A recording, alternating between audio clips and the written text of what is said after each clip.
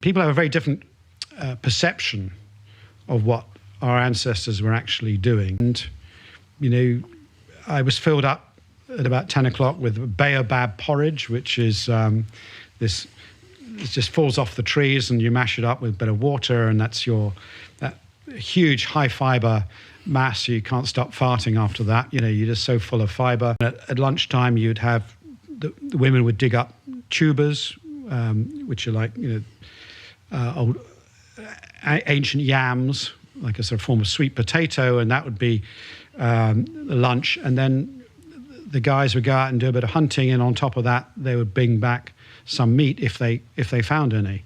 But for large periods of the year, they'd be having no meat, and most of their calories would come from the carbohydrates. Mm-hmm. And if there was honey around, they didn't want meat. They just went for the honey. They stopped hunting completely. They just satiated themselves on the honey. So people have a very different perception of what our ancestors were actually doing, and the majority of what their food was plant-based and carbohydrate-based. It wasn't a high protein, high fat diet.